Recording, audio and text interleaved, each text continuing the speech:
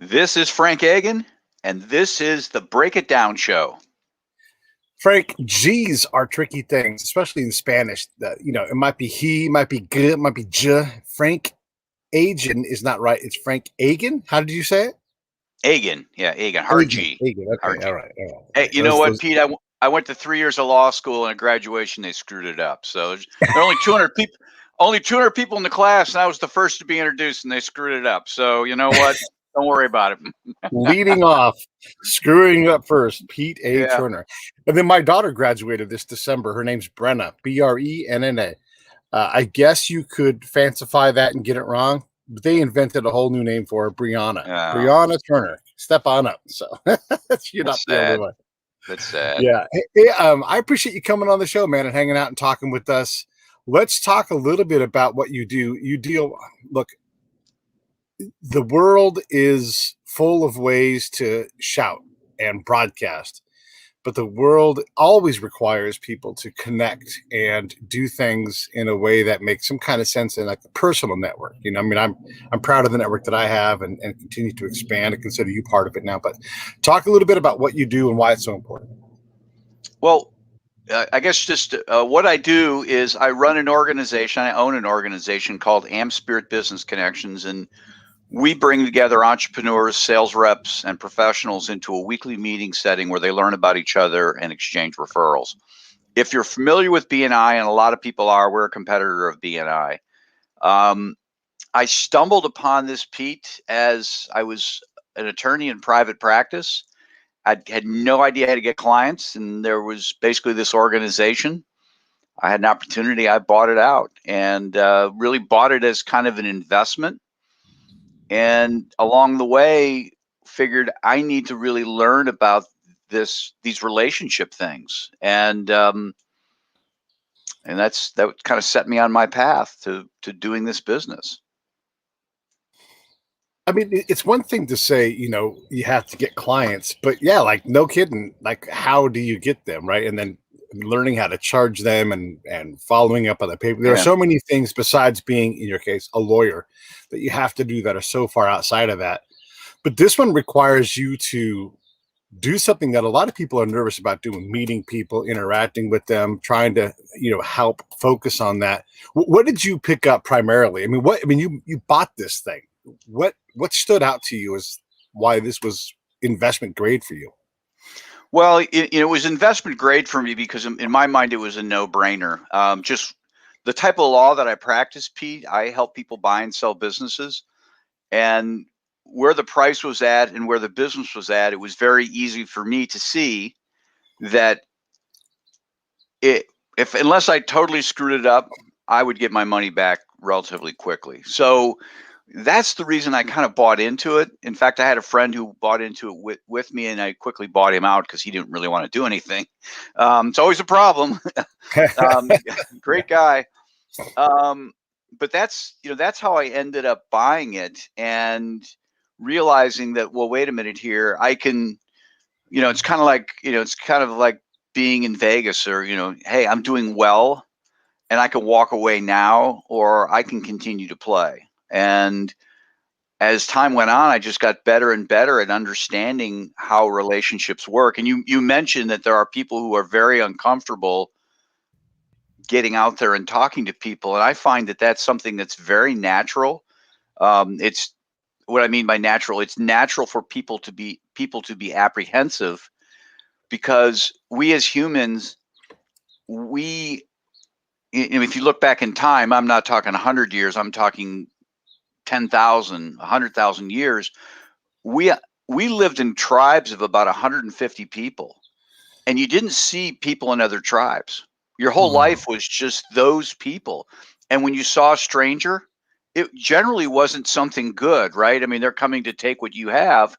And so we're sort of hardwired to be apprehensive about people we don't know. And that hardwiring is carried forward into time. And so, we go to a networking event or whatever it might be, and we're, those primal fears are kind of dredging themselves up. But we just have to remind ourselves that, strangers will soon become our friends. You and I are just meeting. Yeah. we'll connect and, this will be great. But it's always unnerving at the beginning. I've been to a lot of meetups, in the Silicon Valley. They spend a lot of time kind of having social hour, and you can go to these different things. The other thing is, like, you go and not everybody there is to network. Some people there to be friends. All this stuff is fine, but they're going to see other friends. They're going to, oh, look, there's so and so. I haven't talked to them in a long time. But a lot of things you do is you collect business cards that sit in your pocket and don't ever get developed into network things. So here's the thing designed to meet people and get people to interact, and business cards are exchanged and nothing ever happens. What do you make of that? And then what would you recommend people do differently? Because I know we all feel it. You go to a trade show, 500 cards, no action. Yeah. Now I have a friend down in Miami, Florida. Her name is Berta Medina Garcia, and she's written a book. And there's a great passage in the book where she talks about this. And she says, when I go to a networking event and there are 100 people, or I go to a networking event and there are 5 people, I bring 5 cards. I go to a networking event and there are 100 people, I bring 5 cards. And that's her whole notion is we go to these events, and most people go to these events and they try to meet as many people as they can. They try to get their card out as many people as they can. They're card counters. So like the Vegas, dealer trying to get their cards out. And her whole thing is, I'm going to meet 5 people and I'm going to do something with those 5 people. I'm going to reach out, have a nice conversation with these people. But then afterwards, I'm going to reach out and say, let's have a cup of coffee, or in the Zoom lockdown era, let's get on Zoom. Let's learn a little more about one another. And at no point are you ever really trying to sell, but you're just trying to understand what that person's about and trying to find ways to help them. And naturally, when we help people, they want to help us in return. How do you develop that sense of, you wrote a book called The Champion, and you're trying to find the most valuable person in your network. I mean, this kind of goes to the same thing. How do you find the most valuable person in the room? I mean, it's and if you go straight after it, a lot of times the people doesn't work because you're there for one thing, and that kind of sets off alarm bells early in a relationship. Yeah. It's interesting. The book, The Champion, is kind of a fable. It's a story about a guy, Jerry, who does it all wrong, and then he stumbles on doing it right, and then ultimately realizes that the champion, the most valuable person in his network, is him. And it's true of all of us, is that the most valuable person in our network is us, because we can control us. I can control, whether I find out how to say somebody's name, or I follow up with somebody, or, if I go, really learn about somebody. I really can't control anybody else. And so that's the notion behind that. Networking is really about trying to help other people. It's totally about trying to help other people, and just trusting that if you do that, things will come back to you in return. And it's, it is a giant leap of faith, but it's something that is just proven time and again. People are hardwired to try and want to help you. You need to ask. You need to be willing to do things for other people as well. Let's slow down right at trust, because trust is such a trust and rapport are kin. And we often say, build rapport, establish trust. And then that's kind of where the sophistication stops. I say this a lot on the show because it's just remains true. So you have someone that you want to build trust with. How do you do that? How do you know when you have rapport? How do you test for that to make sure that you're not crazy? Because it turns out a lot of times we're flat out wrong about stuff we have no idea about. Yeah. Trust kind of builds at its own pace. I mean, stop and think about it for a second, Pete. If you sell flowers for a living, somebody developing a level of trust in you is going to manifest itself at a whole different pace than if you're a financial advisor. And so, you need to, there is no magical formula. It depends upon who you are, what you're selling. Rapport is, rapport is just kind of that interaction where you can have a rapport with somebody and they never do business with you. But rapport is just, them feeling comfortable talking with you, you guys feeling like you have common ground. And then that all kind of builds into trust over time. It's, there's no magical formula for it. What I find works best, however, is just getting to know people, demonstrating that you care. I think a lot of times people go for the sale way too quick. And that's a problem. One of the techniques that I use, and I'm not proclaiming to be at your level of networking, but I've had to do this professionally, but I call it fence building. And I want to know what your fence looks like and where it's at. Tell me about your fence. Can I tell you about my fence? And sure enough, over time, these fences join together and become one fence, and now you're neighbors. That's sort of how I look at that culturally, trust-wise, and understanding, what is. We often come in for that sale that's too quick. Like I get pitched things every day on LinkedIn, Frank, right? Like, hey, I can help you get leads. Great. What's my business about? I can help you get leads, and you haven't built a fence, Yeah, no, that's absolutely it. And same people bombarding you are bombarding me. I mean, it's comical. Last week was my birthday. Neither here nor there, but I get a million birthday requests, and I have people pitching me, wrapping in that birthday. People I don't even know. Happy birthday, Frank. What do you think about my seminar? You should have stopped at happy birthday. Yeah. Or how about go past happy birthday, but don't go there. Say, hey, I don't want to just say happy birthday to you. I'm slowing down for a minute to recognize it's a big day, and I hope you have a great one. That is already 1,000 times better. Yeah, no, you're absolutely right. I mean, I don't know that I'm an expert at this any more than anybody else. I think a lot of it's common sense, but what happens is that greed, for lack of a better term, people trying to make a sale, people trying to, push a friendship along faster than needs to be pushed along. They get antsy, and they don't take the time with, as you put it, learning about people's fences. I think that's a great analogy. And I'm a big fan of just getting on the phone with somebody and getting acquainted. Just totally getting acquainted, learning about them, sharing about myself and how I can be helped, and learning about how they can be helped, and seeing where it goes from there. You and I are connected because of Zoe Hazen. Shout out to Zoe. She reached out to me because she was helping Mark Victor Hansen, and I just said, well, let's talk. How can I help you? So I'm trying to really find a job. And I said, I've only ever had one job my whole life, but I know how to network. Let me try and help you. And in turn, again, we help people. They want to help us in turn. In turn, she said, well, how can I help you? I said, well, I'm always looking for podcasts to be on. Told her a little bit about me, and she connected us. Right.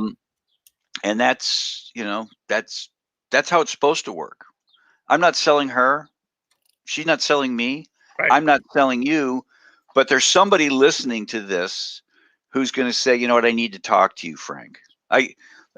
Here's my, I guess, a new analogy. I was asking my wife this morning. I said, do you know how much? Well, it's not an analogy. It's kind of a trick question. But I said, do you know how much the average iPhone salesman makes? And she goes, no, I have no idea. The answer is nothing. You don't have to sell an iPhone. An iPhone sells itself, right? And that's kind of how networking is. I mean, you do what you do, and you do it so well, and you get your name out there so well that people are beating your door down to buy what you have. And that's what networking does for you. It makes you an iPhone. Yeah. That's a great analogy. I struggle to try to keep track of analogies, axioms, similes, all these different things. Metaphors. Yeah, there's so many. I would like to have them listed in front of my face so I can Yeah. finally get them all down and use the right word. Well, I can't keep track of it. you know what, Pete? There's probably an English teacher out there right now just cringing at this Oh my God. conversation. Oh my God, can you believe these guys? I know, Listen, but you we're get the point. podcasters. We Yeah, talk a lot. I listen to myself all the time because you have to get better at this. But I'm like, oh my goodness, I have got to shut up sometimes. yeah, And the other thing I think is interesting about networking is and let's talk. Yeah, shout out to Zoe, great work. It's always it's super easy to work with her, and she gives me really interesting guests. The other thing is you and I worked on scheduling, and it got a little confusing. And I'll put that on me because I'm the guy booking, and I've got to be more clear. But you did me a favor, and you were like, "Hey, yeah, I'll do the second that works out for me," and that really helped me massage my schedule because the date we were proposing got filled up by my girlfriend saying, "Hey, we're going to go take time and go do this thing," and now like that's like off limits. And when I scheduled it, when you book out a whole day, it doesn't on my calendar it doesn't fill the whole day out, and so unless I'm right. looking carefully, I didn't know. So I was like, "Oh God!" And you did me a favor by saying, "Yeah, sure, I'll do the second," And these are things where I think we need to let each other know like how valuable like that is for me. I mean, you really not a pinch, but you made my life easier instead of saying, nah, I can't do it. Cause then I would have to, figure out how to move you to somewhere else or, cancel or whatever. But Sure. these little things, that's just a little small test. And I'm like, I know I can work with Frank because, I had this small thing to deal with and he dealt with me and it makes you more valuable as a network partner when you have the ability to communicate, hey, I appreciate what you did. You may not even realize it, but it's really valuable to me to move it to today. Yeah, Adam Grant in his book Give and Take, he talks about the 5-minute favor in there, which it's not his concept, but somebody else's, and that we should always be willing to do a 5-minute favor for somebody. And it's so true. I mean, it's it's the little things that are we never fall down on the big things, right? You never fail to pick up grandma at the airport, right? Because it's grandma, Right. and everybody will know. But it's the little things that we need to pay attention to. Yeah. Yeah. Those little things. And they're small things. And again, like reminding people like this is a little thing you did for me. You just did it because you're flexible. But to me, it meant a lot more. It took a large weight off my back to know that I had today accounted for. And I also didn't manage to muck up Yeah. my girlfriend's plans. Yeah. It's a Well, pretty I'm big thing. glad. I'm glad. Yeah. Yeah. Hey, did you know you were going to be an author going into all of this stuff that you're doing? Um, Pete, I wrote a novel years ago when I was 24 years old. I played college football, and it was a small college football. It was a great experience. And one summer, when I was in law school, I just had really not a lot. Well, I had a job, but it was working at the prosecutor's office at night in downtown Columbus. So my days were, and all my friends were, I was home. All my friends were at work, so I had nothing to do. So I wrote a novel. So I had the confidence I could write. And when I started to really get into this networking stuff, these relationships, and there's a lot of science behind it. There's a lot of research out there done at all the major institutions about why we do the things we do. And I had my own experiences. I'm like, okay, I want to try and put all this stuff down in writing. And I know at some point I just got to stop, right? Okay, enough. I've got enough books. Do you though? I mean, it seems like we need more champions for actual people to people networking. We have look, we have access to all the information in the world, but we're not any wiser for it. We still have ridiculous things happening every day. We are like, what in the heck are we even doing here? Yeah. Well, I think it comes down to common sense is not always common practice. I mean, stop and think about it, Pete. We know exactly what we need to do to lose weight. We know exactly what we need to do to become financially secure. And there are more obese people and more people who are financially destitute than ever before. And so it's not necessarily a lack of information. It's certainly a lack of discipline. So I don't know. Yeah, I don't either. I mean, I'm looking down to see if I had a tortilla chip left from my snack that I was having before we started, because I'm like, I'm being good. I'm like, yep, here's a handful of tortilla chips and cheese, instant nachos. It's a small snack, but Yeah. not Well, necessarily on the plan. yeah, I think we all do that, but Yeah. but my point, and I'm certainly not picking on you or anybody, Right. but we all, you know, um, I mean, a lot of things are easier said than done, is Yeah. really what it boils down to. Yeah. We need to go to networking events. That's easier said than done. Certainly in the COVID times, Right. but even before that, it's just we have that apprehension about going out and interacting with people. Because it's so comfortable to come to the office, to sit in the chair and tinker with the things we need to do, whatever Yeah. that is. I need to organize this again. It's such a hard thing. I mean, it is hard to go out to that networking event because it happens at the end of the workday. It's way easy to skip.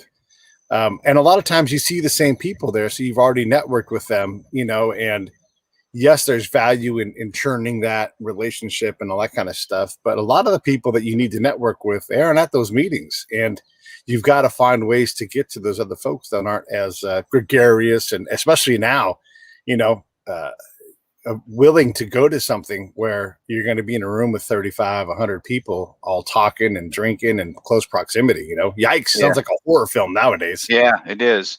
Well, people ask me about going to these networking events and my thoughts on it. I think you need to try and work that in, but I don't. There is nothing wrong with the one-on-one conversations. Okay. There's nothing wrong with it. So if that's not your thing, that's fine, but you have to replace it with something else. And I find that there's a lot of value in just getting on the phone with somebody and just really taking a deep dive. And then, asking who they would like to meet, and sharing with them who you'd like to meet. And then, one connection can lead to the next, can lead to another conversation. And next thing you know, you're plenty busy and not having to go out and make nice, at the taco bar or whatever it is. Yeah, yeah, and introductions are another level, and I think it's a higher level. In what we do with the podcast, but in general in business, if I get the opportunity to introduce two people together, and I have to. Not everybody that I know in my network. Some people are extremely famous and don't need to be bothered any more than they need, right? So, Yep. so there's some introductions where it's a little harder. But look, if you've written a screenplay and you want to get access to one of the screenwriters I know, that's adorable. But you're also like, I'm not doing you a favor by making that introduction directly. Right.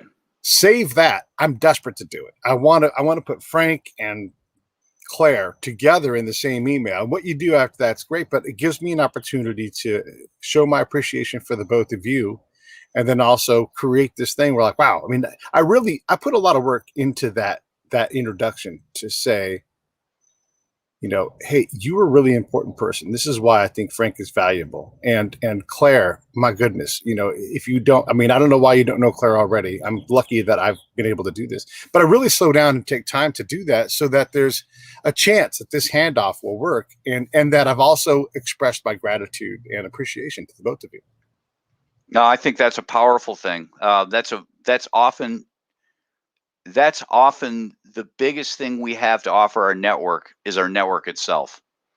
It's not our money. It's not even time. It's just being able to stop and say, you know what? I know this person and they're a great person. We hang out at soccer games all the time, but they would be the perfect center of influence for you. Yeah. To me, they're meaningless. I'm not meaningless. Professionally, they're meaningless. We're buds. But for you, this would be a game changer. To make that introduction is, it can really help people out. We need to do more of it. Yeah. That you're right. We do. Actually, I got to you in part because of talking to Mark Victor Hansen and his lovely wife, and he started connecting me to new people, and then those connections sparked off new connections, and that's ultimately how we got there, because it's a really powerful thing. So I don't know how much you know about my background, but I used to be a spy in Afghanistan, Iraq, and places like that. And a lot of these things that I've learned about networking were required by me, like on the job, doing it in very dangerous places. How do you Yeah. build trust, right? Yeah. I And read your bio. I read your oh, bio. I good, was all over your website. good. Yeah. Very interesting. Yeah. And so one of the guys that I found along the way who sort of he did the work, he wrote the book. We independently discovered this requirement for trust and to put the other person's needs first. Because if I can accomplish my goal on your path, where like for you, it's like this is just like going to the store, no big deal for me. Then I don't care what path we take. I just want to get to my end, my A to B. And if that requires me to do things for you, well then okay, because that's going to get me more introductions. That's going to give me more trust is going to be extended from his network or her network into something. So I'm no longer having to only use my trust bank. And so Robin Dreek and I, we both were counterintelligence agents. He was in the FBI, I was in the Army, but we both found this method for trust and kind of codified it. He wrote the book, so he gets all the credit, but we definitely found this in the most dangerous kind of work you can do. We found that trust and putting other needs first is I mean, for us, that it's like if you're not doing that, there's nothing else to work on except for that. Yeah. No, I think that's again, giving. You've got to give. You've got to do things, and giving people what they want. And again, it's not manipulative, right? It's when you were doing those things, it was genuine. Now you had an end goal, but you were truly trying to help them get where they needed to be. Very interesting. And my end goal is information. I want access to information that no one else can get. And so if I'm simply on that network as a node, I'm already getting that information. And the more I'm tethered into different things, the less asking I have to do. By simply look, if I'm in the right room and people are talking about things I need to know about, here are the number of words I have to say. 0. My job is to shut up. I've done the work. I am now this passive receipt. Sometimes I may ask a question to clarify something or whatever, but I'm already in the right room. I'm already talking to the right person.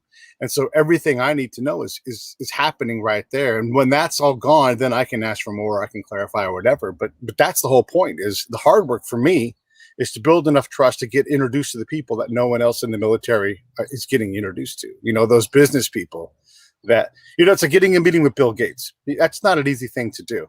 Right. And to be introduced into Bill Gates, not an easy thing to do. But of those two, you'd rather be introduced like, hey, this is Pete. He's my buddy. He's a good dude. Yeah, have him come out to whatever, and we'll sit on the ranch and we'll chat. I mean, that's ultimately on a grand scale what I'm trying to do. Yeah. Yeah. All right. When you think about trust, how do you sort out who's worthy of your time and effort in terms of like when you're trying to do the next thing, when you're trying to elevate that, when you look at a room full of 100 people, I mean, you got the gregarious guy that's fun to talk to, but may not be the person with the follow through and everything else. There's a lot of variables in these things. Yeah. How do you sort that stuff out? Well, it's our minds, our brains are very powerful things. Our intuition, and I'm sure, with your background, you know that you could walk into a room and you would have a sense, or you could be, you couldn't place your finger on why somebody was not telling the truth or why they were nervous, or whatever it might be, but you just knew. And I think it's the same thing when we're at networking events. I interviewed on my podcast a gentleman out of Indianapolis. He's a psychologist. And he shared with me, he said, everybody's got insecurities. Everybody. The wallflower at the networking events got insecurities, and that's why they're against the wall. The person who's the class clown, they have insecurities. That's why they're trying to make everybody laugh. The person who's very gregarious and out there, they're covering up for insecurities as well. It's the person who can deal with their insecurities that is the person that's is the person you most want to be like and be with. But to answer your question, how do I know? It's certainly a gut instinct, and I'm not moving so fast with anybody that I need to know there and now. And so I tend to watch people. I don't really listen to what they say. When I say watch them over time.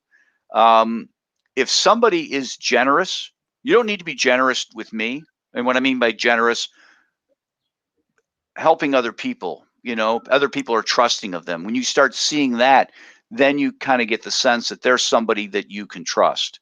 And that's all done over time. It's not, I'm not making rapid decisions on people. And I think in a short moment, people can fool you, or they can be something they're not. But over time, they can't maintain that, and eventually, who they are just comes out. Yeah, that's great. I think that there's a lot to talk about in this area. Let's talk a little bit about this intuition.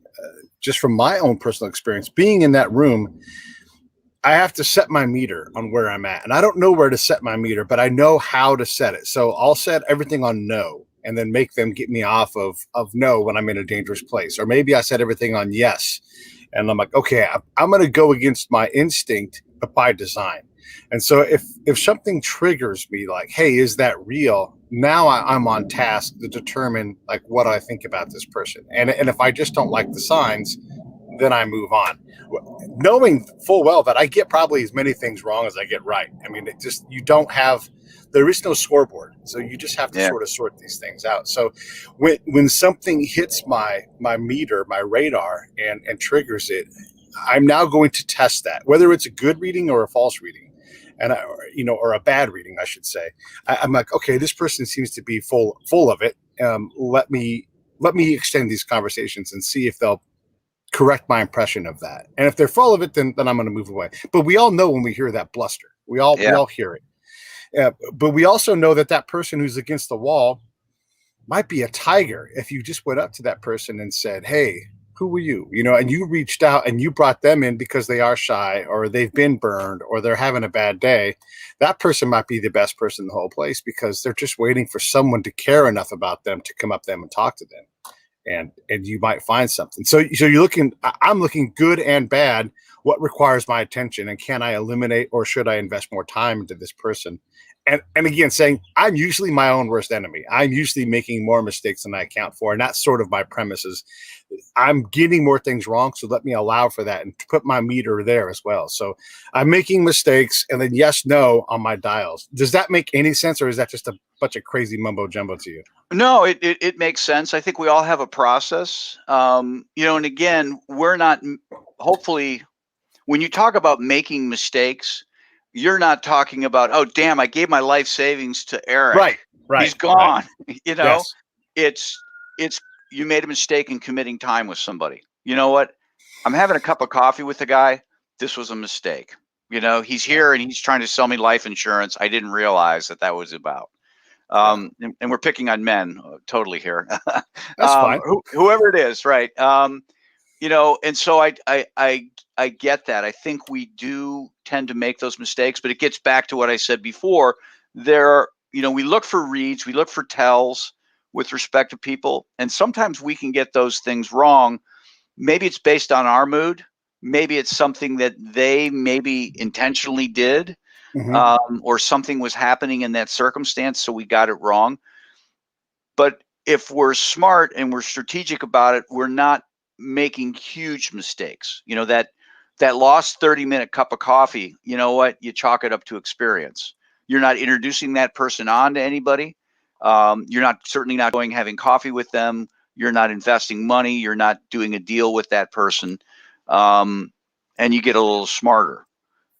So that's, and that's, you're going to chalk that experience up. So next time when something's said, you're a little more clear on things. I mean, here's an example.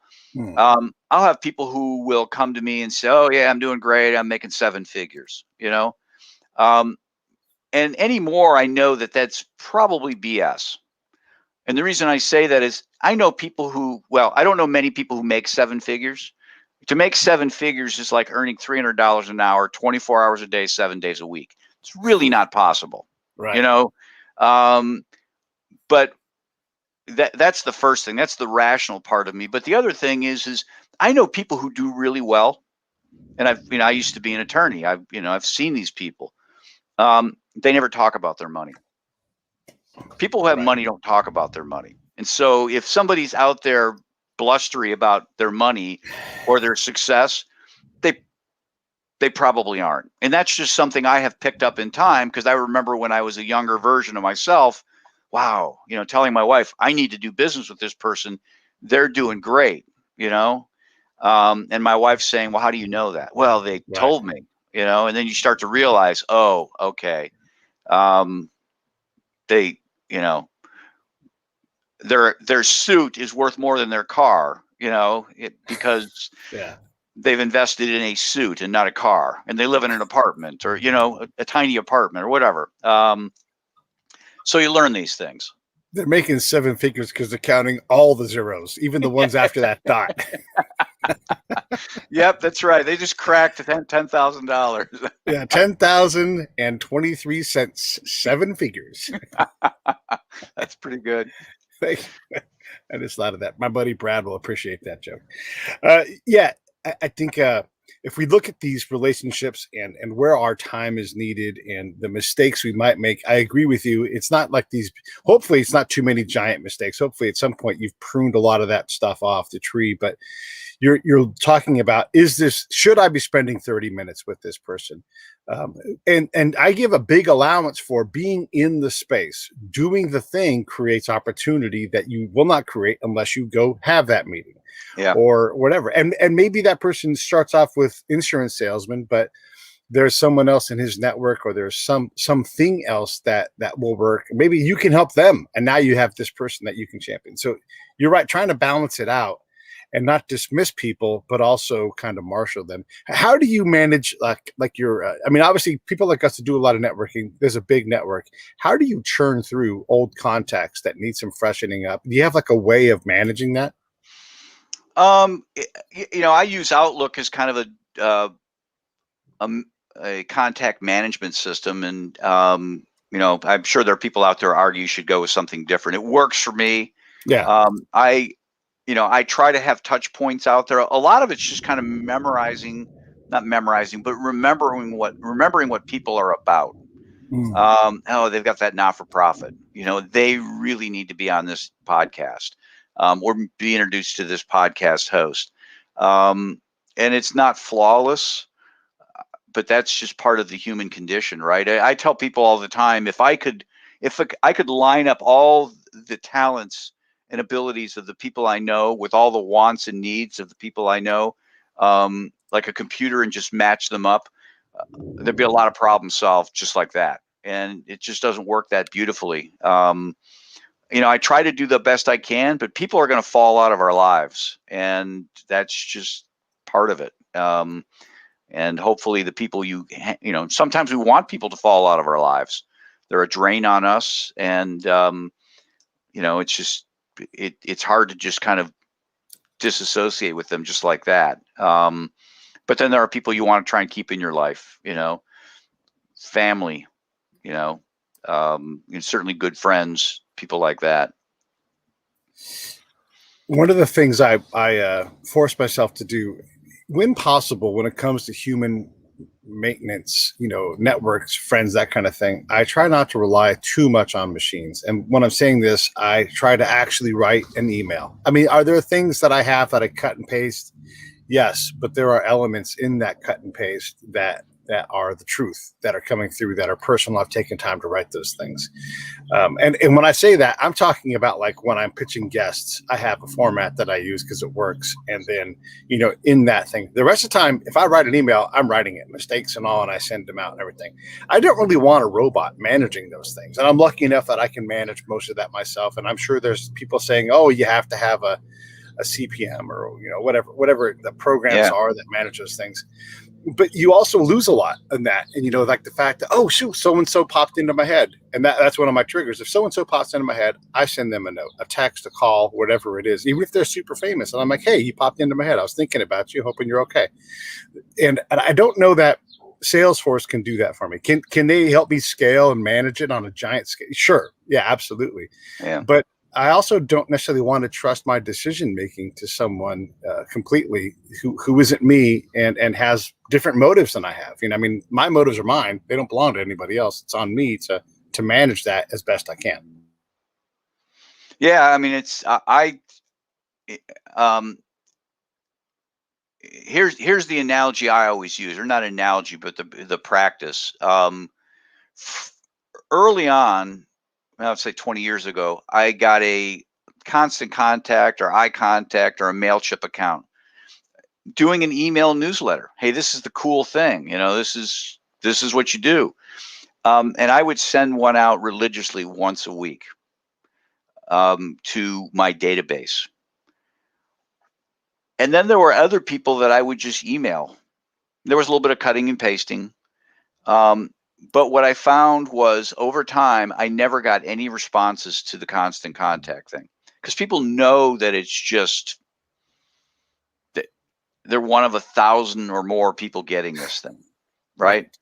Right. Um, but what I would do every week with, like to get my business franchised, I was working with franchise brokers and I had a database of 800 of these people and I would try and touch them all once a quarter. You know, I had emails and I would send them stuff and try to add value to them. And I always got a lot of interaction with these emails, one-to-one type emails. And people would criticize me, like, you know, what do you do? What are you working on now? Well, I've got this, you know, every week. If it's doing once a quarter, it's like 100 and some emails I need to get out. I'm working on. Well, you should automate that. You could get like a constant contact or something like that. And my response was, that's very efficient. That's a great efficient idea. It's just not effective. Right. It's not an effective way. And I would get people responding to me off my personal emails, and the constant contact or the eye contact was one of the two. I never ever got responses to. People would say they read them, but I would never get somebody. I would never engage with somebody. It never turned into a conversation.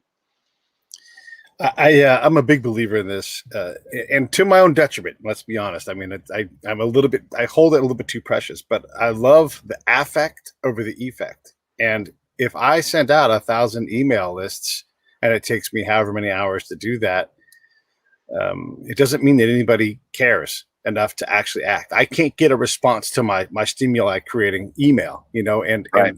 and or the response I'm getting is one of being ignored or unsubscribed to because it just becomes clutter. And I don't want to clutter up people's time. I'd rather have quality time with them or none at all, frankly. You know, like if I'm not providing value to you, don't let me take up your valuable time with something. And if that's a Right. newsletter or whatever, and I don't have and can't imagine I will ever have a MailChimp or Constant Contact. I used to do handyman work for Constant Contact. I hung a TV in their office, and I like those folks, but I don't have a need for their at least for right now. I don't have a need to blast out emails in Yeah. mass to folks. Yeah. It's and people do it. People still do it. Obviously, those businesses are doing well. They're in business. I just don't find them effective, and that's, you know, if you're mass selling something, then you probably need to do that stuff to get a coupon out or something like that. Um, but when you're looking to build one-on-one relationships, it's not a good practice. I don't find that LinkedIn is very valuable. I know you've written a book about LinkedIn and everything, and that's from a long enough ago that I think it's fair to ask: is LinkedIn still a valuable platform? It seems like they've sold people on their sales, you know, management thing, and that gets me even more pitches from a variety of more things that I don't care about. Hmm. But do you think it's valuable? Yes, I do. Now, Pete, my approach to LinkedIn is this. I view LinkedIn as this giant business after hours. It's not a couple hundred people. It's a couple 100 million people. It doesn't go for a couple hours on a Friday. It goes 24/7. And the beautiful thing is I can walk into that room and know who I'm talking to. I walk into a networking event. There could be somebody over there dressed up in a suit, and they could be in transition. They could be a corporate executive. I don't know. LinkedIn, I know what I'm dealing with. Now, what I use LinkedIn for is really to kind of spark the conversation. Hmm. Hey, I like what you've got, or I like what I see about you. I would love to get acquainted. Would you mind give me your link or I'll give you my link and we can get on one another's calendar. So I try to get people off of LinkedIn, but it's a great place to, I don't try to get them off of LinkedIn, but get the relationship off of LinkedIn quickly. So for me, that's been very effective for me. I don't make sales on LinkedIn. I make a lot of contacts and sales as a result of the people I meet on there. So, but I don't buy into the sales stuff and the things that they've got. This is the problem with the companies like that. I don't want to say the social media companies because that doesn't really capture it, but the Ubers of the world, things that create a relationship opportunity, and then they try desperately to keep you from, they have that whole disintermediation work. They try to keep themselves in your relationship by creating these values. They struggle at creating value once they've done the impossible work of putting two people that need to know each other together. If I'm an Uber driver, I no longer need Uber if I've got a book of business where I'm kept busy driving over half of the day. I just need Uber for new leads, Yeah. No, it's true. Yeah. But it's hard for those drivers to develop those relationships. So maybe they can. I don't know. Maybe somebody out there is, every time they drive with someone, gives them a card saying, "Hey, you need a ride. This is 20% off of what you'd pay for Uber. I'll come get you." I don't know. And maybe get a little bit more money. Take a cut of what Uber is taking. And this isn't to bash Uber or anything, but that's what these companies struggle with. That's what LinkedIn struggles with. Like, I don't want to buy an ad on LinkedIn because I don't know that it's a place where it makes sense for me to run an ad. And it's hard to understand how to use that effectively. These tools that are modern ways to network, and I hate to bash all of them all the time, but it is a challenge to get out of them what seems to make sense in terms of finance and time. No, it's true, but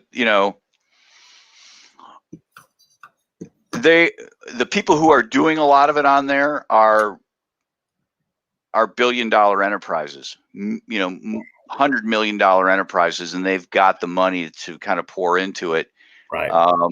And they're not measuring it the same way you and I would.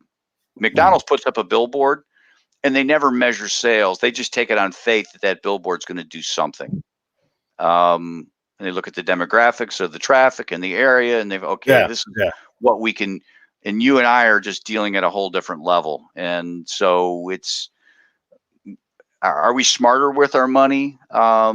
Possibly. We're just not looking at it the same way. Yeah, well, definitely more precious. There's, you buy a billboard on the 405 in LA and it makes me hungry. Even if I go to a different restaurant, it worked. Right. Yeah. Oh, man. Okay. So I wanted to ask you about your podcast. Is there anything else you want to cover on networking at all before we get into that? No, we've talked a ton. Yeah. Yeah, it's interesting to hear someone else who digs networking and practically does it. Actually, I want to ask you a little bit about franchises too, because we often, in the charity world and in the business world, we always want to start our own thing. Like, hey, I'm desperate to, in my case, help veterans not want to kill themselves through PTSD. So I'm going to start my charity. Well, it turns out there's a lot of charities focused on that problem. Yeah. And if I just put my energy into something that's already there, a lot of the work is already done. I want to start a restaurant. And we know what the success rate for restaurants is, unless you get a franchise. So talk a little bit about the power of just, buying a franchise over trying to start something from scratch. Well, with respect to my business, I get people coming to me all the time and saying, why can't I just do this on my own? And my response is always, you can invest your own money. You can sell your own house. You can do your own taxes.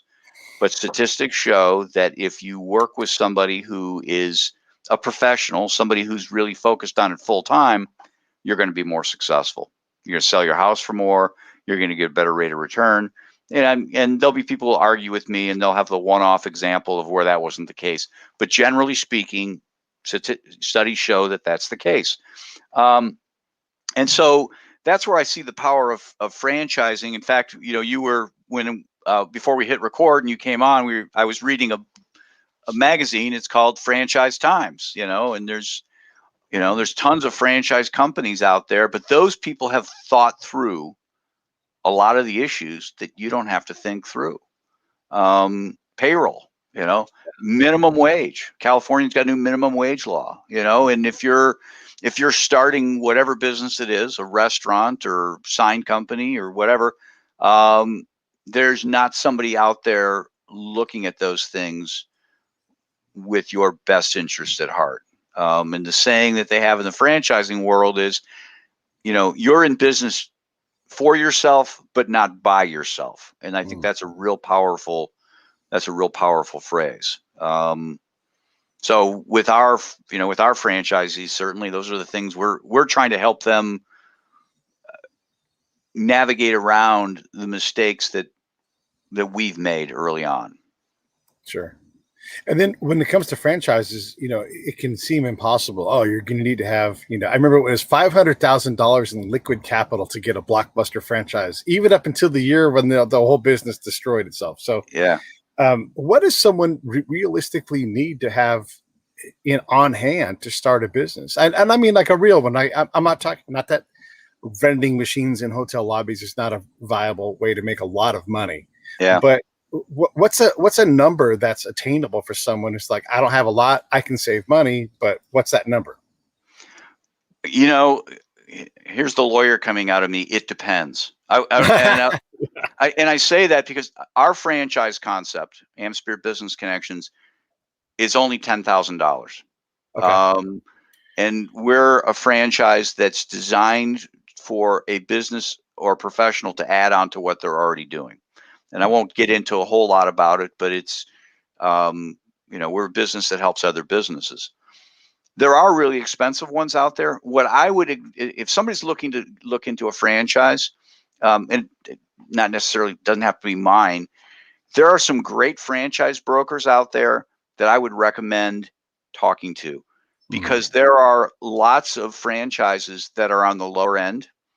I'm talking maybe not $10,000, but $20,000, $30,000, legitimate businesses, where you're not going to have to be buying equipment and buying capital, and it's not a vending machine in hotel lobbies, that you don't hear about because they don't have the wherewithal to be advertising like some of the bigger operations out there. And they're very successful, painting companies and things like that, where it's not a ton of money. If you know, all in, well, I can't really speak to the statistics, but there are a lot of all in less than $30,000. And you go to a bank, if you got decent credit, you can go to a bank and get a signature loan for less than $30,000. But I think the key is to find franchise consultants who is reputable and will learn about your likes and dislikes. Yeah. You know, if you're somebody who doesn't want to be working weekends, you know, or dealing with high school kids or something like that, well, then maybe retail's not for you. But there are a lot of really neat franchise concepts out there, and you wouldn't know it. You see the business and, oh, I don't know anything about it. And you find out, well, that's a franchise. And the ones that are, again, reasonably cost allowing, where you can do it, they also are great at selling their thing, and they can get you into dream mode. Like, I'm going to go build this book of business. How often does someone get into a franchise and they're like, I'm successful and I hate what I do every day? Because that's what we're all kind of worried about, right? Like, am I being sold something? Yeah, well, I think that comes down to the due diligence part of it. Sure. A good franchisor, I mean, this is what I do, is if somebody's interested in our concept, I send out an email. I send that person an email, and I blind copy all the franchisees. Here's a guy who's interested. John in Pensacola, Florida, is interested in buying a franchise. If you have time and would be willing to talk to him, please talk to him. And this recently happened. John probably had 7 or 8 conversations with people who give him a realistic view of this is what it is. I don't tell people what to say. If a franchisee's got an issue with me, then please share it with John. We'll work through all that. And so any good franchisor would be willing to do that. In fact, the franchise laws provide that you get a document called a franchise disclosure document, which should list all the current franchisees and all the people who have washed out of the system. And if you're looking to buy a franchise, I would pick some of the current ones, but I would pick some of the people who have left the system and find out why they left the system.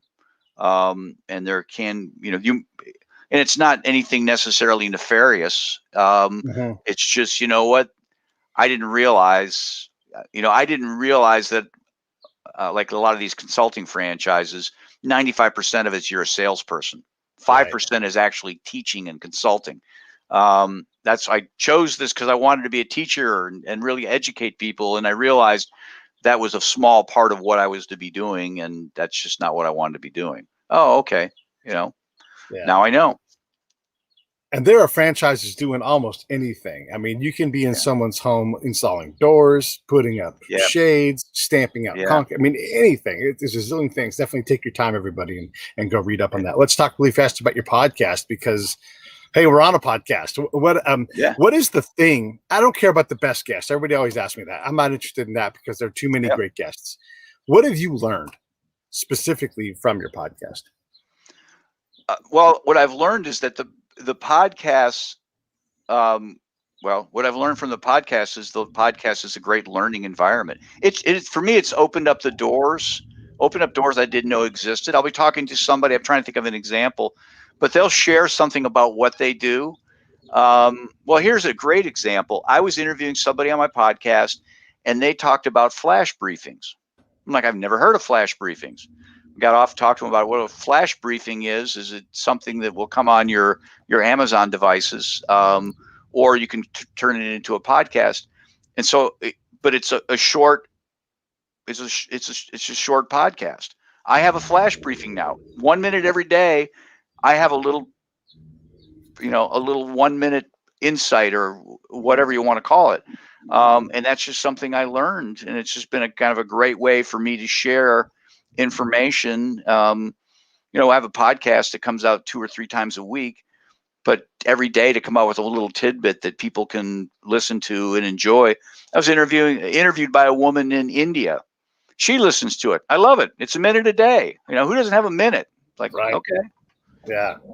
Those Amazon flash briefings are cool. I almost did that, but I decided to do more longer form things. But you're right. It's such a powerful thing. And if you build up a little bit of an audience there, quite a bit. I mean, people are coming for your thoughts, and that's, you want to be a thought leader. You need people that you're leading with your thoughts. And that's a great way to do it. Yeah.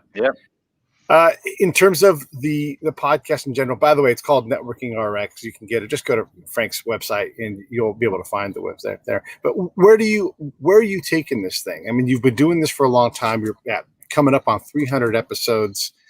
Where is this going next? Or will you just continue to kind of crank out this content as frequently as you do? Because you do a lot. Yeah, I will probably continue doing it. I enjoy doing it. It's a great way for me to network and give back to people. I mean, I got a note right here, Pete. I need to get you on. I need to interview. I would love to talk to you about trust and your experience in the military and how, because it all interrelates, right? Right. Dating relationships and personal relationships, they're all the same. Or dating relationship, business related, they're all the same. It's all the same. Yep. We only have one brain, right? It all works the same. And so it's a great opportunity for me to learn and meet other people, but it's a great opportunity for me to be able to offer somebody an opportunity to share their story. Mm-hmm. And I enjoy giving to other people, and that's just something I can do. I have these conversations quite a bit. Should I start a podcast? And now more than ever, is the podcast market saturated? And I would say not saturated, but it's crowded. And maybe you want to think about another way to promote your business. However, if you want something that is a marketing, PR, and networking tool, then if you have, I would say 10 hours or the ability to buy 10 hours out of a week, you should do a podcast, because you can't beat the networking advantage. You can't beat the PR ability to go on other people's shows, all these things. But what are your thoughts? Is it too late? And how do you approach this? Well, I don't know that it's too late, to be perfectly honest. I've written a number of books, and I've talked to people who've written books, and they're like, how do you become a bestseller? And I tell them, don't worry about being a bestseller. Worry about having your book impact the people it's meant to impact. Yeah.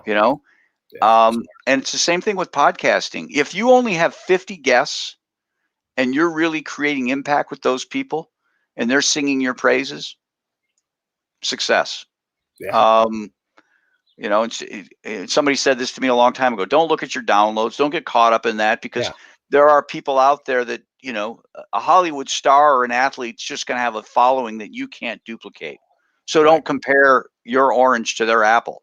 And I think that's very true. I got started podcasting just to be one more thing I could offer to our membership to help them.